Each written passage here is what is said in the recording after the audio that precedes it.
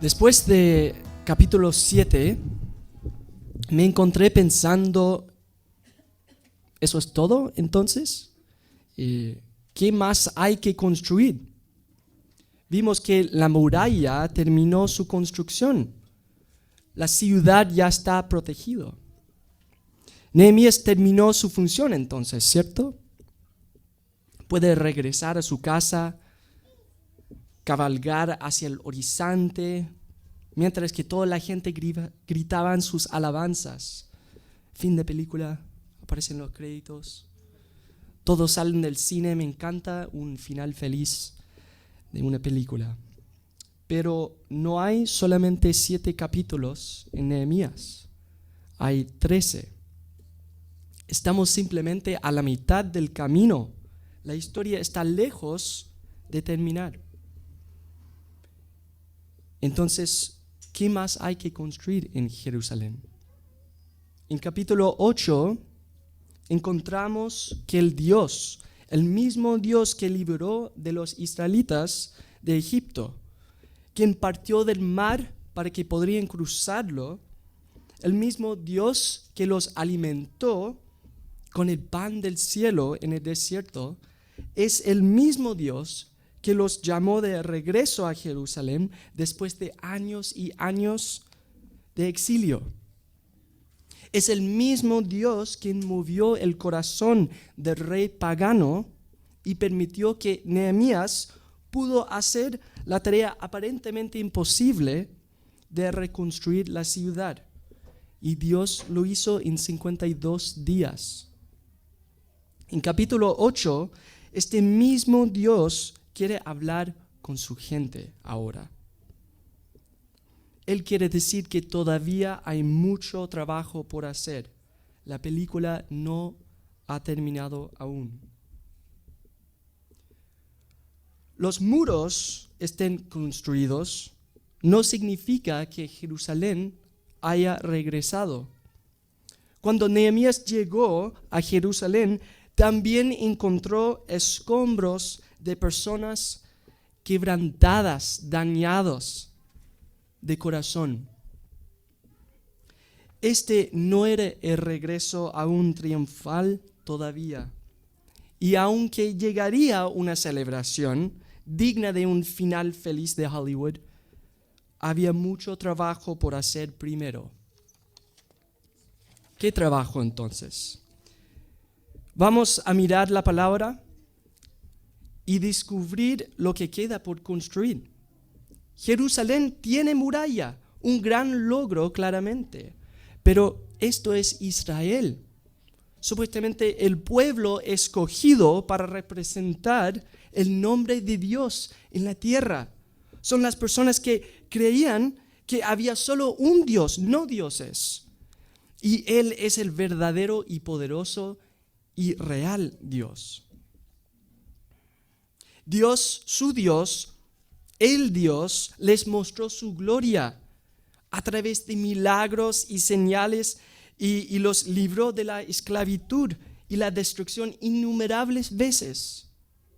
Pero aún el pueblo de Dios caerían presa de las mismas cosas que tú y yo caemos hasta el día de hoy. Abandonaron las leyes y la justicia de Dios y Él los entregó a su quebrantamiento. Quedaron fracturados. Así que vamos, para tener una idea, el estado del corazón del pueblo en este tiempo, vamos a mirar las palabras de otro profeta, Malaquías, que era un contemporáneo de Nehemías. Y en su capítulo 1, 6 de Malaquías, dice, el hijo honra al padre y el siervo a su señor. Si pues soy yo padre, ¿dónde está mi honra? Este pinta una imagen del estado del pueblo de Dios en este momento. Los muros fueron construidos, pero los corazones de los israelitas aún permanecían quebrantados. ¿Y nosotros estamos comportando mejor? Dios les dice, ustedes me aman pero adoran otras cosas más que a mí. Continuamente atribuimos la gloria a otras cosas aparte de Dios. Le das la gloria a tu jefe, al campeón de fútbol, tú dale la gloria a tu pastor, a tu cuenta bancaria la gloria, tu casa. Cada vez que abres la boca, le das la gloria a alguien más. Pero Dios es quien está detrás de cada bendición que tienen en la vida. La gente no está dando la gloria que el Dios merece. Si miramos tu vida, el tiempo, lo que haces con tu tiempo, lo que tú publicas en las redes sociales, el gráfico que muestra el tiempo que pasas haciendo qué cosa, ¿qué veremos? ¿Dónde va tu gloria, tu honra? ¿Dónde está el honor debido a mí, tu Dios? Pero Dios es sabio. Nada ocurre fuera de su soberanía. Esto fue profetizado ya, mucho antes que pasara. En Deuteronomio 28, Moisés explica el pacto entre Dios y su pueblo. Primero describe las bendiciones si siguen fieles y luego las maldiciones de Dios si se apartan de él. Y a lo largo de la historia de Israel se alejaron de Dios una y otra vez. A pesar de los repetidos casos de liberación y provisión, el pueblo aún demostró ser infiel. Pero que Dios cumplió sus promesas también, esparcirlos entre las naciones que los rodeaban. Y los muros de Jerusalén fueron derribados. Y el templo de Dios también quemado. Y después en Isaías y en Jeremías encontramos que Dios también promete restaurar el pueblo. En los libros de Esdras y Nehemías que estamos estudiando ahora, vemos a los israelitas regresando a Jerusalén para reconstruir el templo, los muros y la ciudad. Las profecías de Dios finalmente se habían cumplido. Pero ahora es el momento de restaurar no la ciudad física, el corazón de su pueblo. Y cuando Dios restaura los corazones de los hombres en una gran multitud, se llama un avivamiento. ¿Qué es avivamiento? ¿Han visto un avivamiento en su vida? El significado de avivamiento se refiere a volver a dar vida a algo, a dar energía a una causa o deseo. Ha habido muchos grandes avivamientos a lo largo de la historia humana. Incluso están sucediendo, puede ser en el día de hoy, en varias partes del mundo. Pero claramente no le gustan, no aparecen estas en las noticias. Hablando de avivamiento, quiero contarles una historia. Mientras que estaba estudiando en la universidad, uno de mis buenos amigos me invitó a pasar un largo fin de semana en su casa, la casa de su familia en North Carolina, Nashville. Y fui porque Asheville es una ciudad muy, muy hermosa. Y durante mi tiempo ahí, me invitó al cumpleaños de su tío o abuelo, yo creo que así se dice. No recuerdo exactamente la conexión con mi amigo, pero su tío abuelo, Uncle Bill, dijo, tío Bill. Y el cumpleaños no fue en una casa, aunque el lugar era tan grande como una casa, pero lo teníamos en una oficina, la oficina de Uncle Bill, gigante. Y cuando conocí a Uncle Bill, tenía 91 años por ahí, en silla de rueda. Lo saludé, hola, ¿cómo está? Cantamos feliz cumpleaños, comimos torta, fue yo, mi amigo, Uncle Bill y la familia cercana. Pero durante la noche, mientras caminaba por su oficina, comencé a preguntarme, ¿quién es Uncle Bill? ¿Qué fue exactamente lo que hizo Tío Bill?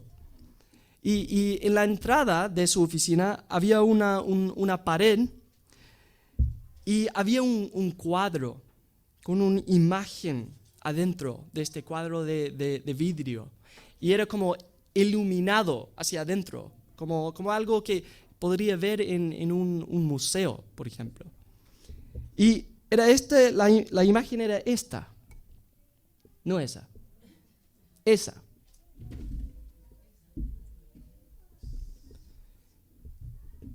¿Quién es Uncle Bill? ¿Qué hizo? Ahí estaba en el medio de ese estadio predicando, parece. ¡Wow! Impresionante. Y había otras fotos, él con presidentes. Y dije, Uncle Bill. Y arriba de la imagen dice la Asociación Evangelística Billy Graham. Billy Graham. Y llamé a mi papá, no sé si conocen Billy Graham. Yo no en ese tiempo. Y llamé a mi papá. Papá, ¿tú conoces, sabes a alguien que se llama Billy Graham? Sí, obvio, por supuesto. Billy Graham, el pastor de los presidentes. Bueno, estoy en su cumpleaños y mi papá no podría creerlo y fue una experiencia increíble. Ahora conozco lo que hizo Billy Graham y lamentablemente, bueno, se fue a estar con el Señor en el año 2018, se falleció. Pero nunca voy a olvidar a ver esta imagen, nunca lo olvidé. El avivamiento. Y Billy Graham fue involucrado en varios en el siglo XX. Ningún ministro, han hablado de Billy Graham y lo describen así, ningún ministro cristiano fue más influyente en la política global y la fe en el siglo XX. Durante más de 6 décadas, Graham predicó a más personas que cualquier otro evangelista en la historia. Algo como 200 millones de personas en persona en 99 países han escuchado sus predicaciones. Y durante su vida hizo amistades y aconsejó a muchos presidentes de los Estados Unidos y otros países y por eso se llamó pastor de los presidentes. Era increíble pensar en algo así. ¿Podría imaginar estar como en el medio de eso? Un avivamiento. Aquí somos pocos, pero imagínate como miles. Sería entretenido. Así que vamos a ver esta mañana cómo se produce el avivamiento. El Espíritu Santo obrando a través de su palabra, trayendo avivamiento, nueva vida, nueva energía a los corazones de su pueblo. Y Nehemías 8 describe los pasos del avivamiento. Voy a escoger 10 pasos o acciones que tu vida, tu camino con el Dios debería tener, frutos que debería tener. Así que cambiamos la diapositiva, vamos a meternos y voy a simplemente leer, voy a destacar partes de los versos. Vamos en orden. Nehemías 8, versos 1 a 2. ¿Cuál es el primer paso? Congregarse. Dice, y se juntó todo el pueblo como un solo hombre. Y el sacerdote Esdras trajo la ley delante de la congregación. Es una imagen preciosa. La gente se unió. No había disputas, no apuntaron el dedo al otro, culpando a otro por su exilio. Solo un pueblo quebrado, que se une por una causa en común. ¿Cuál era? Confrontar su pecado ante el Señor. La asistencia a la iglesia en el día de hoy ha estado disminuyéndose debido a que más gente no tiene afiliación religiosa y está continuamente aumentando con cada nueva generación. Los estudios parecen reflejar las mismas actitudes que tenían los israelitas antes de este tiempo, en su tiempo de rebelión espiritual. ¿Cuántos cristianos conocen que preferían no levantarse en la mañana de domingo por estar mucho frío, estar incómodo, por cansancio, porque me da lata, etcétera? Pero aquí Dios nos recuerda, es importante reunirse.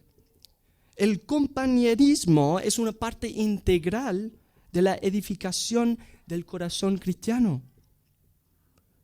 ¿Puedo hablar con mis amigos no cristianos? Definitivamente.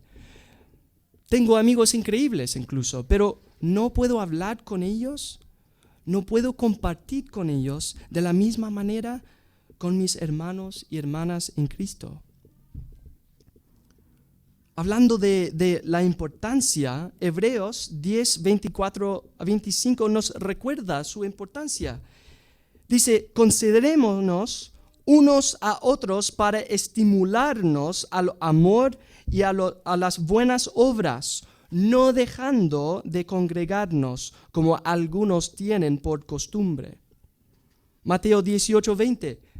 Porque donde están 2 o 3 congregados en mi nombre, ahí estoy yo en medio de ellos. Seguimos. Versos 3 a 4. Otros pasos, leer y escuchar. No solamente leer, y escuchar la palabra. Dice, él y leyó en el libro en presencia de hombres y mujeres y de todos los que podrían entender. Y los oídos de todo el pueblo estaban atentos al libro de la ley.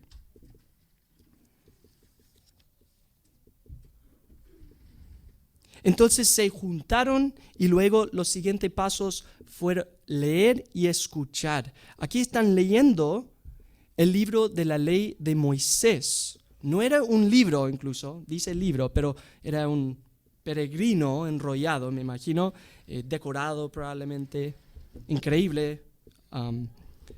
Pero se refiere este libro a los primeros 5 libros de la Biblia. Génesis, Éxodo, ¿qué más? ¿Alguien? Levítico, Números, Deuteronomio. Bien, este fue el manual de instrucciones de Israel en esta época, cómo caminar con el Dios. Y ahora piensa en esto, es muy específico sobre el tiempo que pasaron leyendo la palabra. Fue desde la mañana hasta el mediodía. Impresionante este detalle. Estuvieron de pie durante unas 5 horas aproximadamente. Sin predicar, sin enseñar todavía. Eso fue extra leyendo nomás. Hombres, mujeres, niños pequeños, adolescentes, sin quejarse ni mirar el reloj. ¿Cuánto falta para parte del partido de fútbol? Esto demuestra que tenían hambre. Sus corazones estaban magullados, dañados por los años que vivieron fuera de fidelidad. Y ahora sus corazones estaban abiertas como una herida expuesta, listo para recibir la verdadera sanación. Pero eso no es la única forma que muestran la reverencia por las Escrituras. En versículo 4 nos dice que prepararon para este día. ¿Qué hicieron? Construyeron un púlpito. Era alto. No solo para que todos ver y observar Esdras, pero también para poner su palabra alto, como exaltada. Es como si quisieran que el púlpito fuera el lugar más alto de la iglesia, para recordar al predicador y también a la gente que estaban caminando hacia un lugar especial, para hacer algo especial. Leer la palabra. Qué especial e increíble que podemos hacer algo como eso, leer la palabra del Dios. 5 horas de lectura de la palabra. ¿Cuántas iglesias tienen un pastor que habla y habla y habla y las escrituras se mencionan poca? ¿Cuán popular es la predicación temática en predicación temática? Pero si tú escuchas un sermón y no hay versos bíblicos que lo respalde, corre de ahí. Es veneno. La palabra tiene que ser nuestra fundación. El avivamiento de este nuevo Jerusalén viene de reunirse y leer la palabra. La gente estaban quebrantadas en sus corazones, lo reconocieron esto y luego fueron directos a la palabra para sanarse. Pero tú y yo tenemos acceso a muchos más libros que ellos. La Biblia completa tenemos, el Antiguo y el Nuevo. Está traducido en cada idioma y también está aquí en nuestro bolsillo. No era un gigante incómodo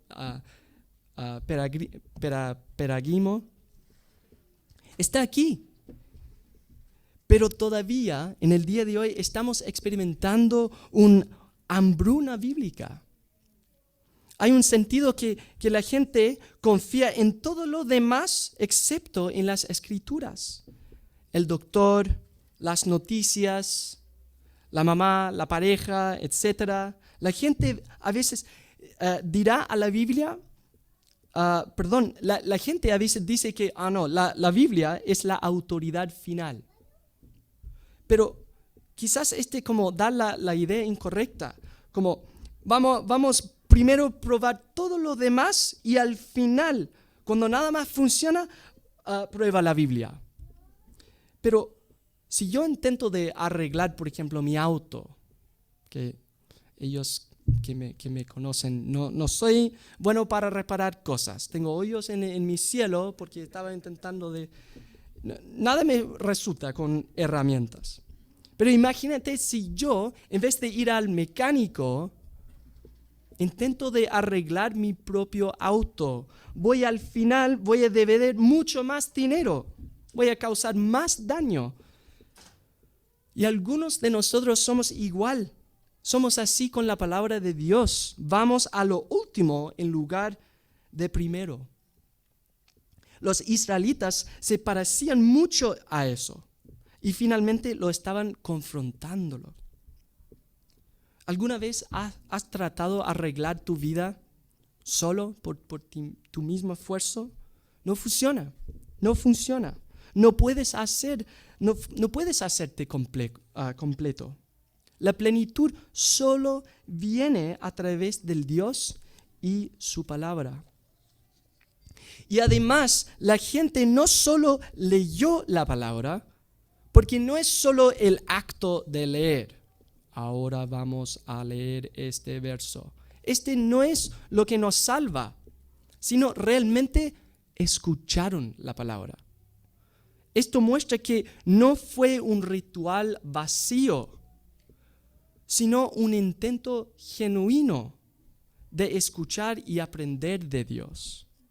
Segundo Timoteo 3:16 dice, toda la escritura es inspirada por Dios y útil para enseñar, para corregir, para instruir en justicia, y al fin de que el hombre de Dios sea perfecto, enteramente preparado. Hay cosas prácticas que podemos hacer también para ayudar y a que la palabra de Dios tenga el mayor efecto. Cuando una habitación es cómodo, cuando hay pocas distracciones y se escucha claramente al predicador, pero la mayor preparación debe ocurrir en el corazón. Debemos venir dispuestos a olvidarnos de nosotros mismos y nuestra propia agenda y someternos a la palabra de Dios. No a la palabra del predicador, sino a la palabra de Dios. Entonces pregunto, ¿vas primero a las Escrituras? En mi propio caso, mi preparación de este sermón fue un desastre al principio, honestamente. Fui a los comentarios primero de los teólogos, fui videos de otros sermones, de otros pastores de este mismo capítulo. ¿Conoce la expresión, el flojo trabaja 2 veces? Creo que esta expresión fue creada por mí. Lo aprendí completamente esta semana. Trabajando, estudiar este capítulo. Pero cuando finalmente me puse de rodillas, oré, abrí la Biblia y me metí en ella, de ahí vino el sermón. Y fui el hombre en el púlpito leyendo la palabra de Dios, Esdras, que me motivó en esto, porque eso es lo que él hizo. Así que, ¿quién es Esdras? Hemos estado siguiendo a Nehemías, pero ahora aparece otro, Esdras. ¿Quién es? Para contrastar un poco, Nehemías era un gobernador centrado en la práctica, tareas administrativas, como la reconstrucción de los muros de ciudad, etc. Pero Esdras era un sacerdote, un líder espiritual, que ayudó a la comunidad a reconstruir su conexión con Dios. El Billy Graham de su época. Leed su palabra, realmente le da contexto a Nehemías y lo recomiendo. Dar más contexto a en lo que estamos ahora. Pero básicamente era un sacerdote y maestro que había viviendo en Babilonia y fue enviado, igual que Nehemías, por un rey pagano a Jerusalén. Increíble, Dios estaba moviendo las fichas como ajedrez. Este es mi plan. Quiero Nehemías aquí, quiero Esdras también. En su libro, Esdras, capítulo 7:6, dice, Esdras subió de Babilonia, era escriba diligente en la ley de Moisés, que Jehová, Dios de Israel, había dado, y le concedió el rey todo lo que pidió, porque la mano de Jehová, su Dios, estaba sobre Esdras. En 7:10 dice, porque Esdras había preparado su corazón para inquirir la ley de Jehová y para cumplirla y para enseñar en Israel sus estatutos y decretos. Cuando tienes un corazón, tu corazón puesto en la palabra de Dios, se convierte parte de tu vida. Cambia tus valores, tus acciones, tus deseos, tu dirección, tu vida entera. Esdras muestra esta actitud. Primero puso su corazón en estudiar y ponerlo en práctica la palabra de Dios y luego finalmente enseñó a Israel. Así que te pregunto de nuevo, ¿vas primero a las Escrituras? Ojalá que Esdras pueda motivarte a hacerlo. Seguimos 5-6. honrar, adorar y alabar a Dios. Dice, y cuando lo abrió la palabra, todo el pueblo estuvo atento. Bendijo entonces Esdras a Jehová, Dios grande, y todo el pueblo respondió amén, amén, alzando sus manos. Y se humillaron y adoraron a Jehová inclinados a la tierra. Perdón.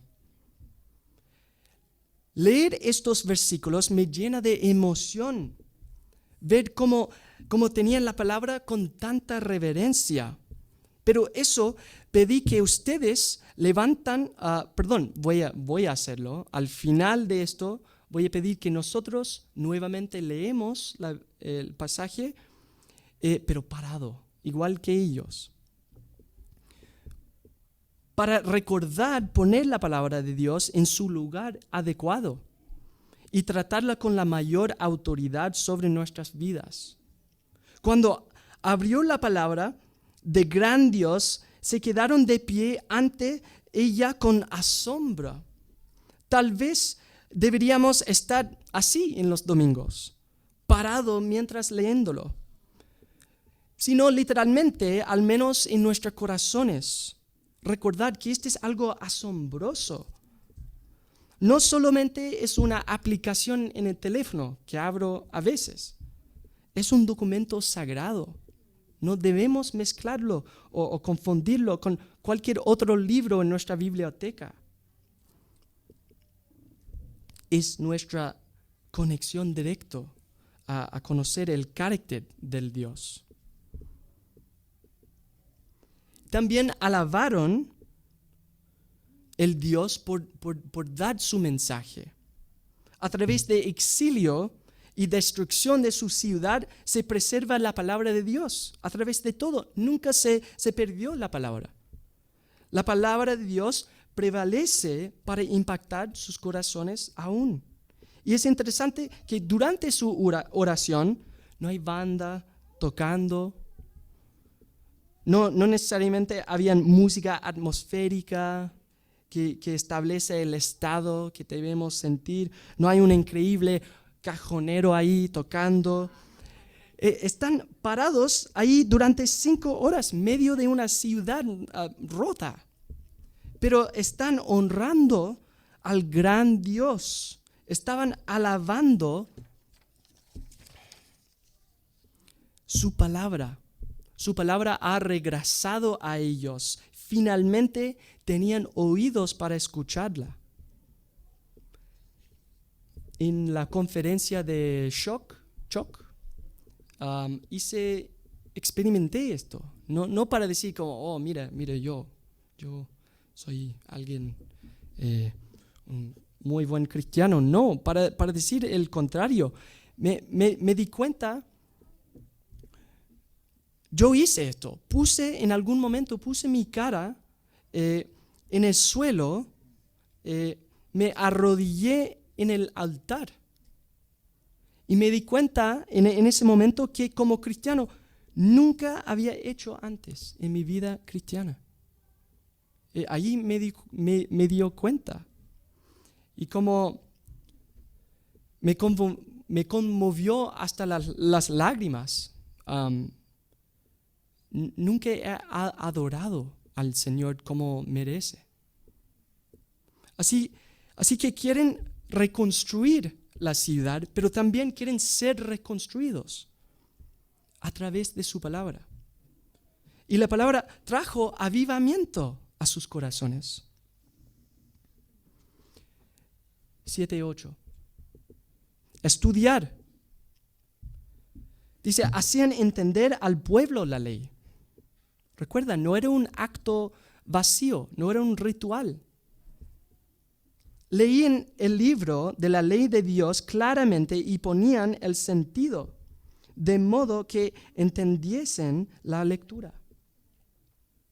Entonces los israelitas no solo han leído y escuchado la palabra, se aseguraron que todos los entendieron. Es por la misma razón que aquí en Iglesia Puente tenemos grupos chicos durante la semana para estudiar la palabra de una manera más íntima. Escuchamos, leemos el domingo y en los grupos chicos en la semana estudiamos. Es para crecer juntos. Es para edificar el cuerpo de Cristo. Y cuando escuchas y estudias la palabra, algo comienza a cambiar en ti. Es imposible seguir siendo el mismo hombre o mujer. Verso 9. ¿Cuál es el cambio?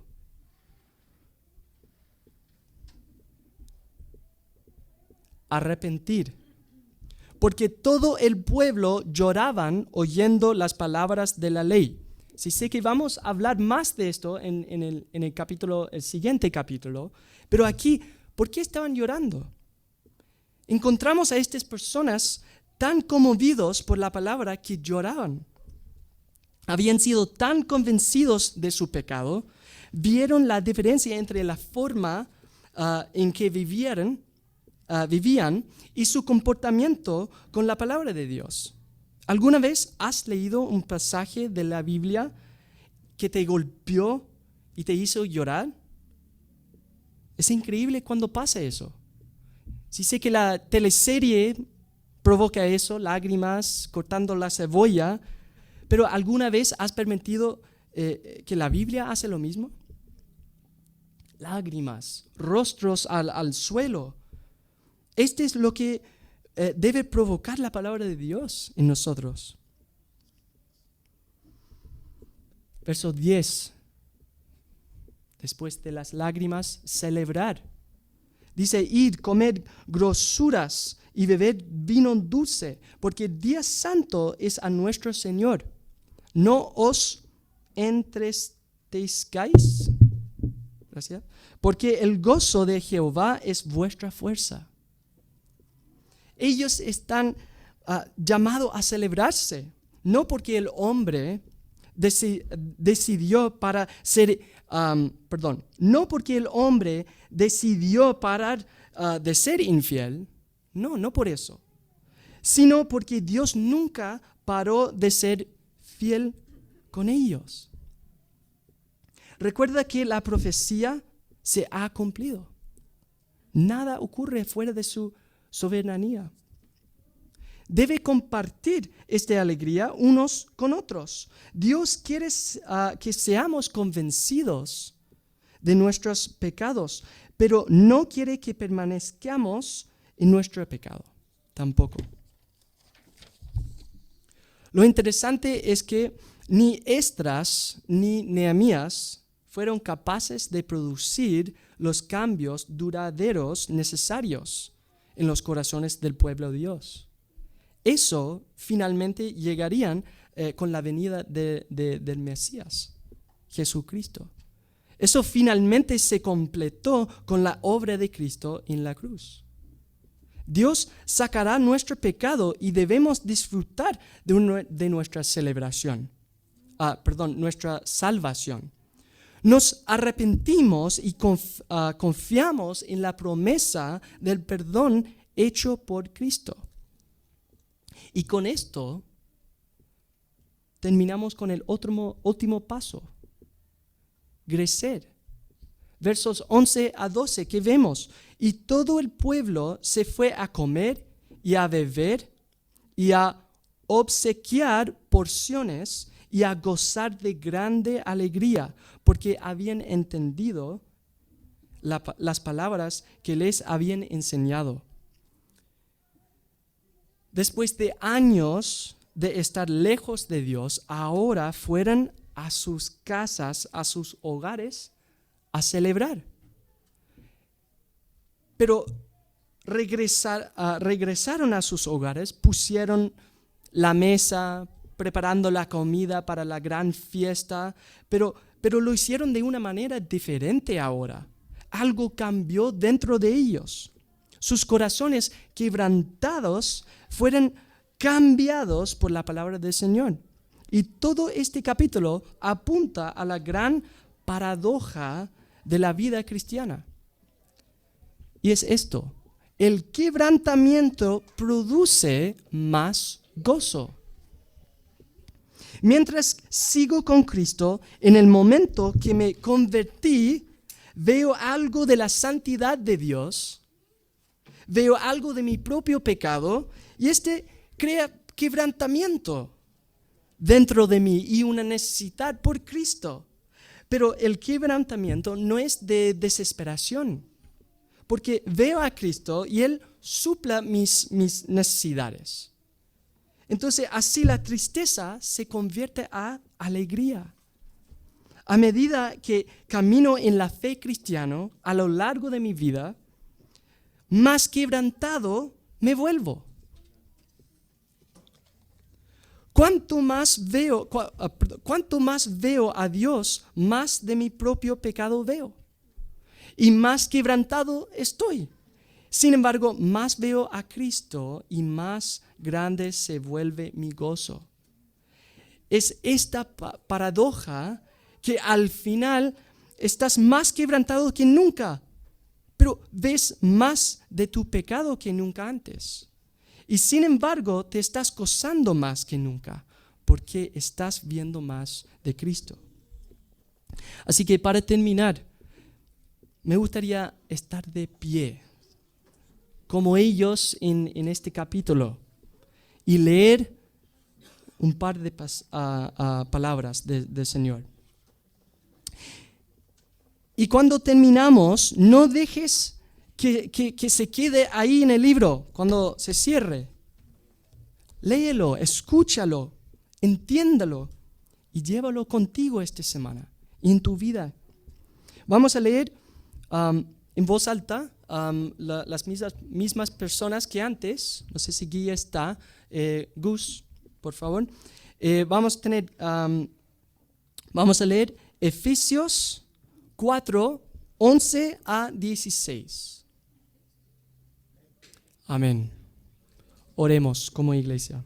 Gracias, Señor, por tu mensaje, por la Biblia entera que tenemos, Señor, por la comunidad que estás construyendo aquí en Puente, Señor.